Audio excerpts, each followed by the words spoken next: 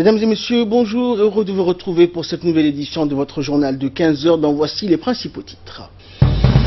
Le chef de l'État a reçu donc le prix JIFA pour ses efforts et la promotion et la finance islamique à Djibouti. Et l'île de Saint-Martin, les Antilles durement touchées par l'ouragan Irma. Voilà donc c'était les titres, merci à vous de nous rejoindre. Le président de la République, Ismaël Omar Guelleh, en voyage d'affaires donc à Astana, au Kazakhstan, a été distingué par le prix de la JIFA, le Global Islamic Finance Awards. La cérémonie de remise du trophée de JIFA Global Islamic a eu lieu donc hier, mercredi, à l'hôtel Hilton Astana. Cérémonie au cours de laquelle le président de la République, Ismaël Omar Guelleh, a été distingué.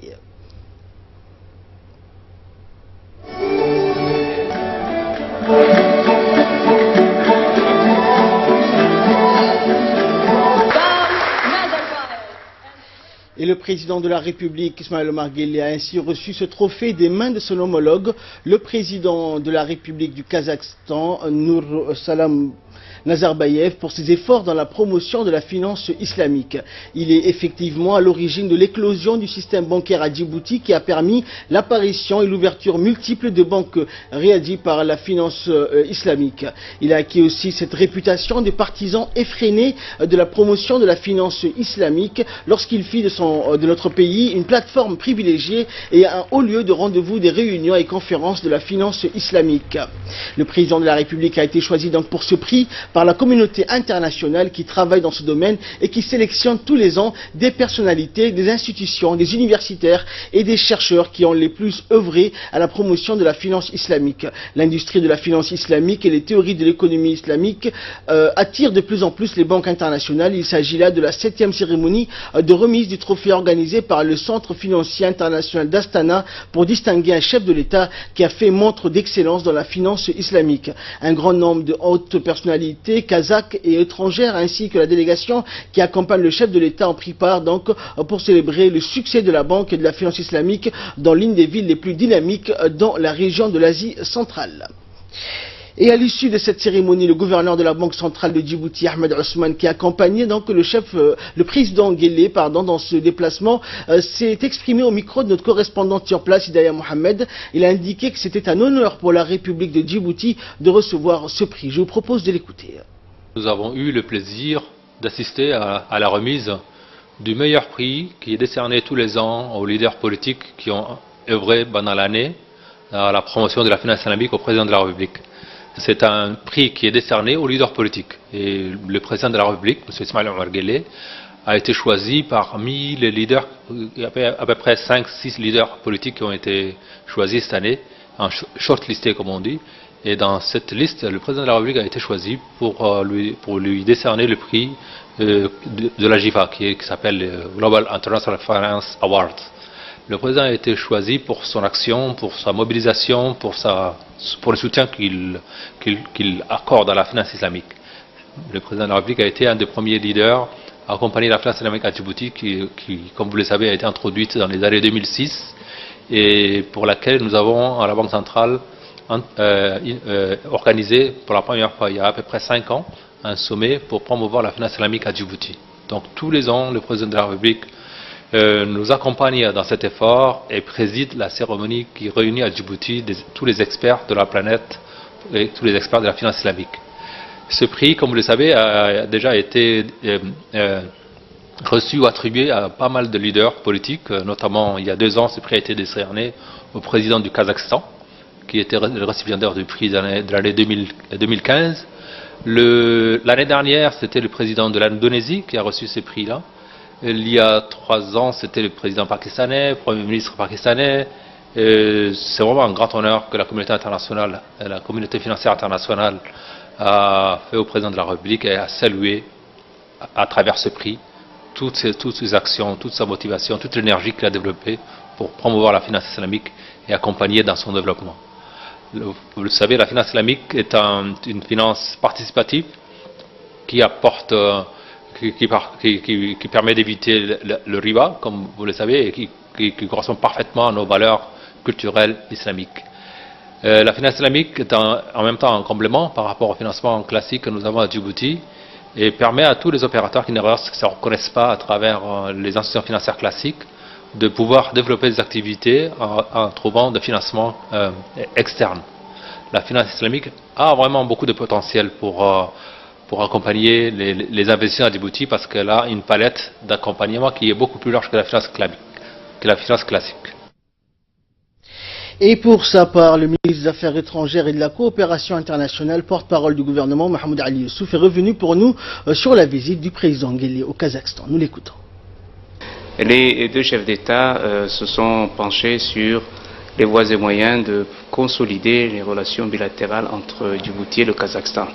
Il faut également rappeler que le Kazakhstan abrite l'agence de l'OCI pour la sécurité alimentaire. Dieu sait que dans notre région, il y a régulièrement des sécheresses récurrentes et je crois que le Kazakhstan, à travers cet instrument qu'il a mis en place, pourrait être un grand contributeur à la lutte contre l'insécurité alimentaire. Il faut savoir que le Kazakhstan produit beaucoup de blé et qu'il exporte vers les pays européens. Et il a été également question de pouvoir enclencher une coopération dans les domaines sociaux, la technologie, les sciences, la santé, l'éducation. Dans quelques jours, le 10 de ce mois, se tiendra un sommet de l'OCI en matière de technologie et de promotion des sciences. Ce pays également se veut un pionnier dans ces secteurs-là. Et je crois que les moyens dont il dispose leur permettent d'enclencher cette politique et de jouer ce rôle. Les deux chefs d'État ont également parlé beaucoup de sécurité, de lutte contre la piraterie. Le rôle de Djibouti a été très apprécié. Le président Nazarbayev a tenu à souligner ce rôle que Djibouti a toujours su jouer afin de lutter contre ces phénomènes de piraterie et de terrorisme ainsi que de radicalisme violent. Le président de la République de Djibouti a également félicité son homologue kazakh pour la tenue de cette Expo universelle 2017 et qui d'ailleurs prendra fin dans quelques jours. Cette exposition a abrité beaucoup de pays africains dont le stand de Djibouti que le chef de l'État a visité ce matin avant de se rendre dans d'autres stands également. Et il faut également souligner le fait que le Kazakhstan souhaite maintenant, par son implication dans la résolution ou les tentatives d'enclencher ou de provoquer un cessez-le-feu en Syrie, abrite les belligérants de ce pays.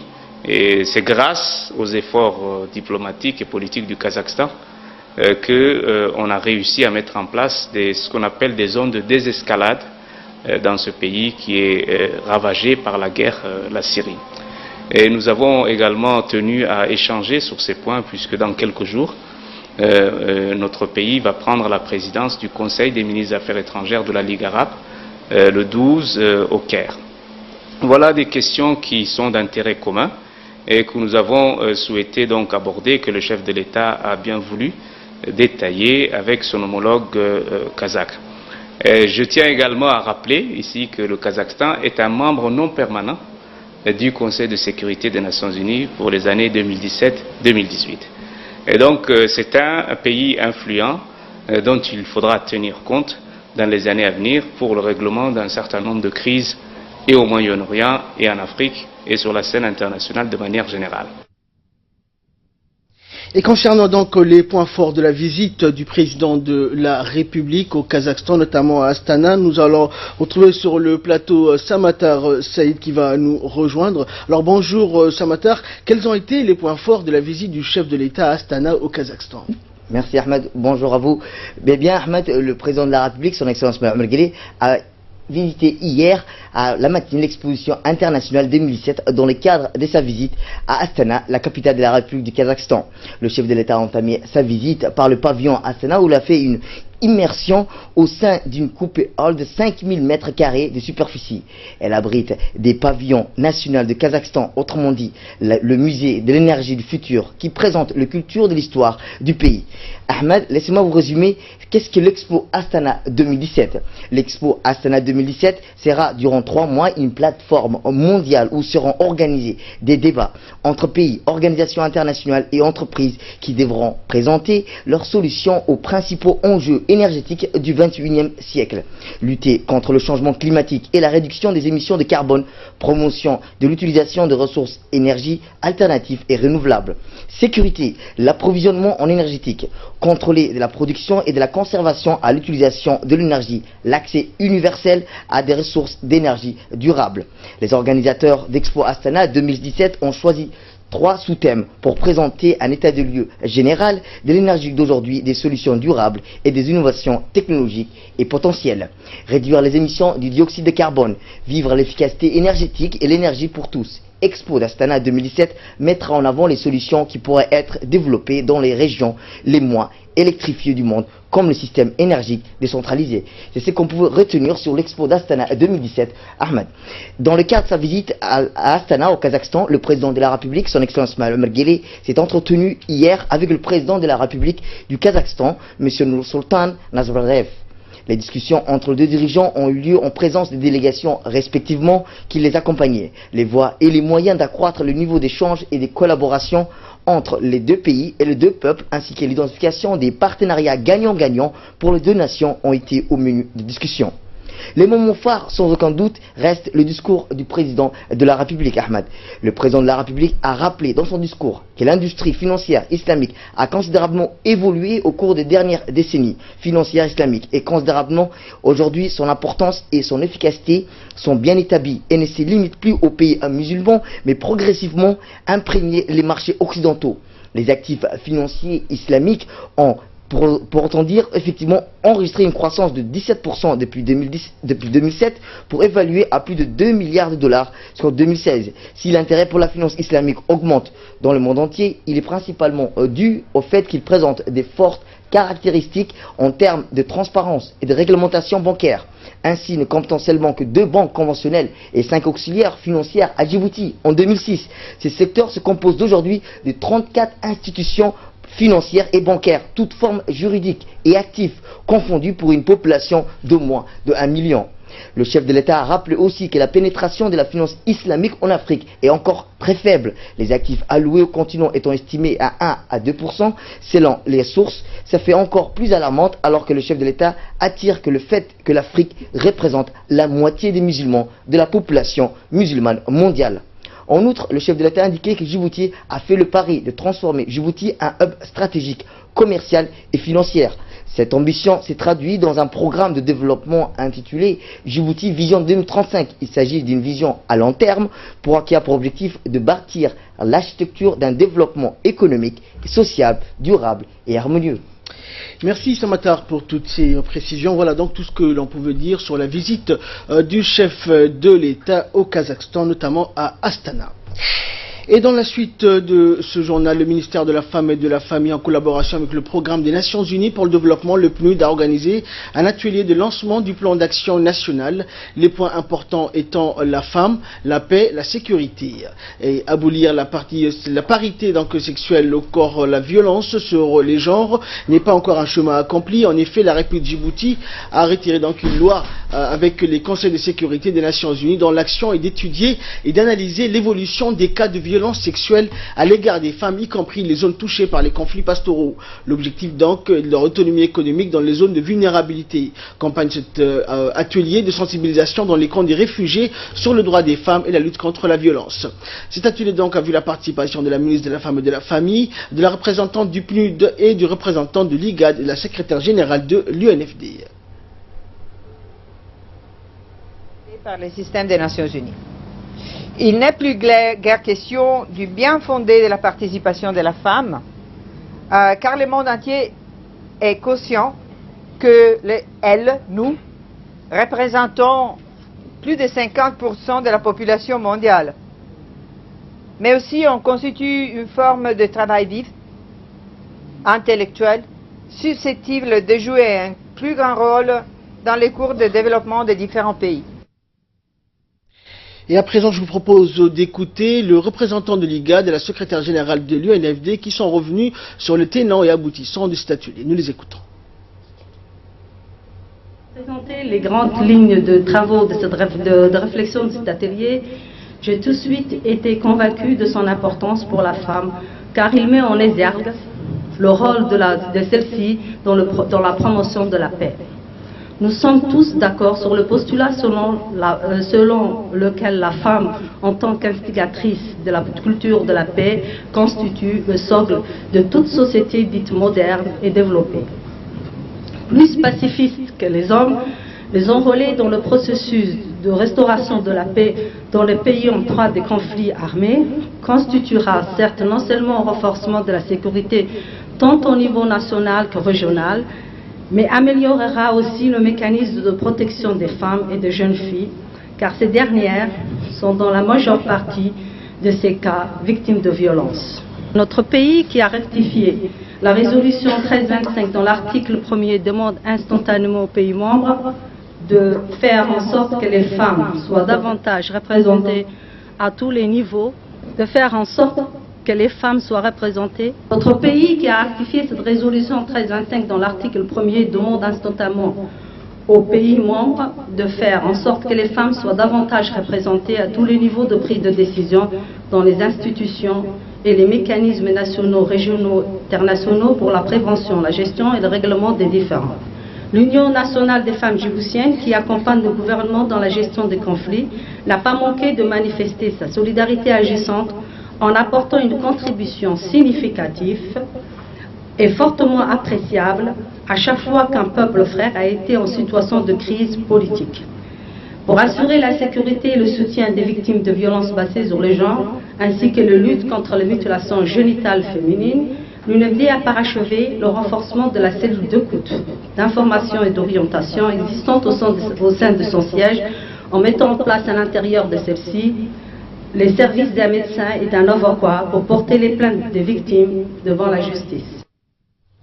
Et selon la ministre de la Femme et de la Famille, Moumine Mohamed Hassan, elle a indiqué donc que ce plan d'action national va servir à étudier et analyser l'évolution des cas de violence sexuelle à l'égard des femmes, y compris dans les zones touchées par les conflits pastoraux. Nous l'écoutons. Les femmes sont un phénomène largement répandu à travers le monde. Ils sont liés à un manque de parité dans différentes sociétés. Aucune n'est acceptable au XXIe siècle. Il est donc de notre devoir de mettre terme à cette problématique. La situation générale de la femme au niveau national s'est considérablement améliorée ces 15 dernières années. Si on tient compte uniquement de la population ordinaire résidente à Djibouti, on compte légèrement plus de femmes, 50,7% contre 49,3% des hommes. Entre 2000 et 2015, le taux d'alphabétisation des femmes est passé de 37,6 à 52,9, contre 61,9 à 66,6 pour les hommes. Et celui des filles inscrites à l'université, 39,8 en 2006, contre 42,9 en 2015. Les droits de la femme sont mieux protégés par la législation. Le Code de la famille, promulgué en 2002, la loi sur les MGF en 2009, la ratification de la CDF en 2008, et ces besoins sont pris en compte et promus sur tous les plans. Néanmoins, les pesanteurs socioculturelles continuent d'opérer dans les mentalités. Avec la 4e conférence mondiale sur les femmes en 1995, plus connue sous le nom de la conférence de Beijing, la déclaration et le programme d'action de Beijing des Nations Unies ont fait de la promotion de la femme et de l'égalité contre les genres une question cruciale sur lesquelles les gouvernements devraient porter une attention particulière. Parmi les 12 domaines prioritaires figurent les femmes et les conflits armés. Aussi, depuis 2000, le Conseil de sécurité a consacré au total 7 résolutions sur la question de la femme, la paix et la sécurité, dont les objectifs visent à améliorer la participation de la femme dans la prévention et le règlement des conflits armés. Également dans l'actualité, la Chambre de commerce de Djibouti a organisé ce matin une réunion de concertation qui concerne la première foire commerciale internationale de Djibouti. Cette réunion a été présidée par le président de la Chambre de commerce de Djibouti, Youssouf Moussa Dawale.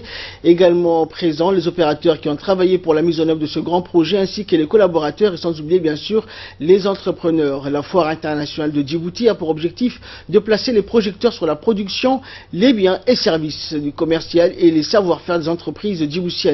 Par ailleurs, cette manifestation devrait rapprocher les fournisseurs, les clients et les prestataires de Djibouti et de la sous-région, dont particulièrement l'Éthiopie, de l'ensemble de leurs partenaires de par le monde.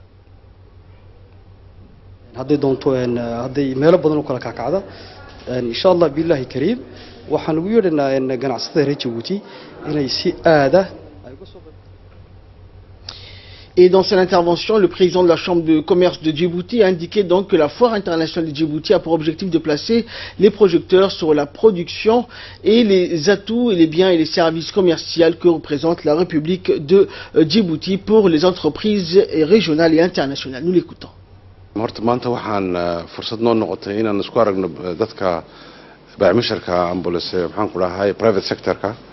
إن أن برنو إن أن سمين إنه شر أن كو قبان قابل إنه جيبوتي وكو لرين هاي عروة أي كل لرنت عروة كل كيقول يسوي.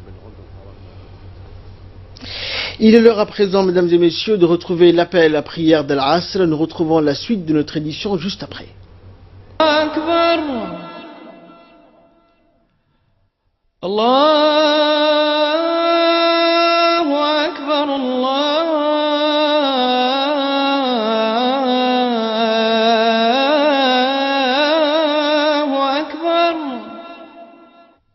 أشهد أن لا إله إلا الله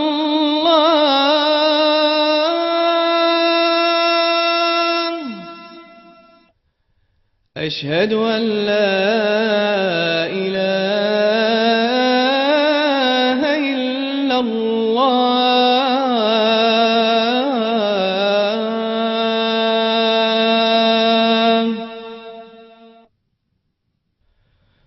أشهد أن محمدًا رسول الله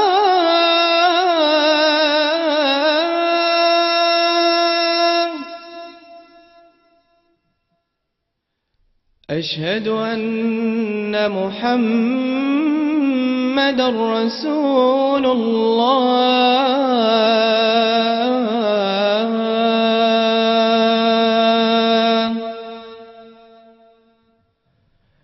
حي على الصلاة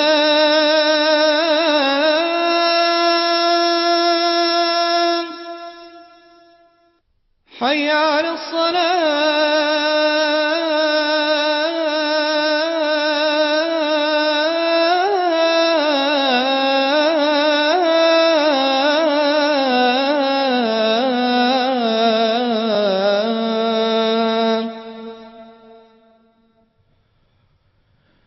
حي على الفلاح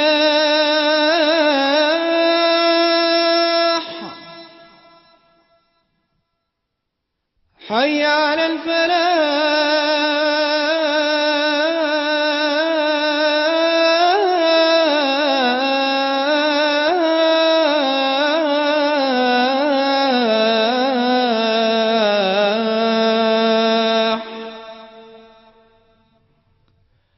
الله أكبر الله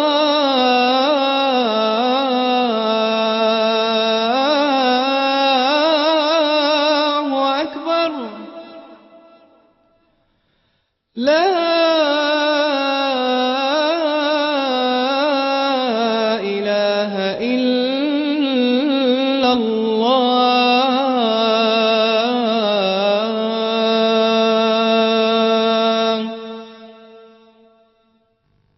اللهم رب هذه الدعوة التامة والصلاة القائمة آت سيدنا محمدا الوسيلة والفضيلة وابعثه اللهم مقاما محمودا الذي وعدته إنك لا تخلف الميعاد. Voilà, donc c'était l'appel à la prière d'Al-As, la suite de notre édition. L'Institut national de santé publique de Djibouti, l'INSPD, a mené donc ce jeudi une vaste opération d'épandage d'eau usée et de fosses septiques dans les quartiers de Saline Ouest. En effet, l'INSPD a dépêché donc une brigade de démoustication à la suite des résultats observés sur les prélèvements dans ces zones de Saline Ouest. Ces observations avaient révélé la présence précoce d'anophèles au stade 4 dans les eaux stagnantes, mais également dans les réservoirs d'eau au niveau de plusieurs chantiers en construction. Et sur le terrain, l'équipe d'entomologie et d'agents d'hygiène ont utilisé donc le procédé d'épandage en répandant au-dessus des eaux stagnantes un bio-insecticide dont l'efficacité est avérée dans l'élimination des larves de moustiques en milieu urbain et ayant un impact environnemental quasi nul. Appliqué au moment opportun, cette technique d'épandage appelée semer sec à la volée permet d'éliminer jusqu'à 95% de larves de moustiques et d'autres insectes. L'INSPD demande donc aux propriétaires et aux entrepreneurs des chantiers en construction de faciliter les travaux des agents d'hygiène sur le terrain en leur donnant accès à l'emprise des chantiers. Et à Tadjoura, à l'occasion de la rentrée universitaire, l'association ADAS a pris l'initiative d'organiser un conseil d'orientation pour les nouveaux bacheliers en collaboration avec la préfecture de la région afin de donner un aperçu donc sur les différentes filières dont est constitué le système universitaire djiboutien. En effet, ce conseil d'orientation se focalise essentiellement sur la présentation des différentes filières qui seront proposées pour les étudiants, mais également sur la façon dont ces derniers doivent opérer leur choix pour accéder aux filières qui concordent à leur niveau et leurs compétences. Ainsi, espérons donc les orienter selon leurs aspirations pour que puissent faire leur choix consciemment et participation massive. Donc l'expertise en question pour un choix minutieux a été donc le thème de cet atelier. Un avis de recherche donc est lancé par la famille Elmi Younis, recherchant activement leur fils Adan Elmi Younis, porté disparu depuis le week-end dernier. Né en 1988, ce dernier portait, la dernière fois qu'il a été aperçu, une chemise de couleur beige. Le jeune homme présente également des signes de troubles mentaux. Il est le neveu également de notre collègue Gobdoun Abdou Ismail. Pour tout renseignement, veuillez contacter donc les numéros suivants, le 77 83 92 07 ou le 77 11 87 04. Et page nécrologie pour clore l'actualité nationale, nous avons le regret de vous annoncer le décès de Feu Intisar Ali Abdo, survenu donc ce matin à l'hôpital général Pelletier. La défunte née en 1978 à Djibouti et laisse derrière elle 4 enfants, 3 filles et un garçon. La défunte était l'épouse de notre confrère, également rédacteur en chef du journal de la Nation, Mohamed Ousmane Farah, plus communément appelé Mof. Et en cette douloureuse circonstance, nous présentons nos condoléances les plus sincères à notre confrère de la Nation, à sa famille et à ses proches. Inna lillahi wa inna ilayhi raji'un. Et de là, nous passons à l'actualité internationale avec Fardous Hussein qui nous rejoint sur le plateau. Bonjour Fardous. Donc les Antilles, nous en parlions hier, l'ouragan Irma, les Antilles ont été durement frappées par l'ouragan qui a détruit 95% de la partie française de l'île de Saint-Martin. L'ouragan Irma a déjà fait au moins 8 morts et 21 blessés et a détruit 95% de cette partie de l'île. Les communications sont coupées. Ce matin, l'ouragan Irma n'a pas donc perdu de son intensité, encore favorisée par les conditions climatiques, a frôlé le Costa Rica qui se dirige désormais vers Haïti et Cuba. Elle devrait frapper néanmoins de plein fouet la Floride ce week-end. Un autre ouragan baptisé José pourrait à son tour frapper les Antilles dans les prochains jours. Irma, ouragan le plus puissant jamais enregistré dans l'océan Atlantique, a également fait un mort à Barbadois et un mort à Barbade. L'ouragan se décale vers l'ouest selon les dernières estimations. Saint-Martin et Saint-Barthélemy, les premières rafales ont déjà dépassé les 300 km/h, ont frappé avec d'impressionnantes vagues de 10 à 12 mètres et des pluies diluviennes. Saint-Barthélemy compte en fait donc 9500 habitants. Saint-Barthélemy est un territoire français de plus de 35 000 habitants situé dans la partie nord de Saint-Martin.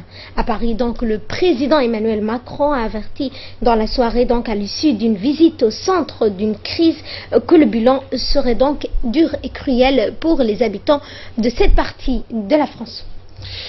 Et nous allons également nous rendre en Europe cette fois-ci où le Parlement catalan a adopté donc la loi prévoyant un référendum d'autodétermination. Qu'est-ce que cela veut dire? Effectivement, donc Ahmed, comme vous le dites, la crise donc entre Madrid et la Catalogne est donc déclarée puisque le Parlement régional a validé hier soir la tenue d'un scrutin, un référendum donc d'autodétermination en votant la loi prévoyant son organisation. Le texte met également noir sur blanc la souveraineté du peuple catalan, de quoi donc provoquer l'ire des Espagnols. La loi a été adoptée avec 72 voix et 11 abstentions. Les élus opposés donc au scrutin ont boycotté le vote, le jugeant donc ce référendum donc illégal. Le gouvernement indépendantiste de Catalan devrait désormais signer le décret provoquant ce référendum le 1er octobre prochain. Le scrutin interdit pour la Cour constitutionnelle qui a averti les autorités catalanes qu'en cas de convocation et de consultation, elles s'exposeraient à des poursuites. Merci Fardous pour toutes ces précisions. Merci à vous de nous avoir suivis. C'est la fin de cette édition. Excellent après-midi sur Télé Djibouti.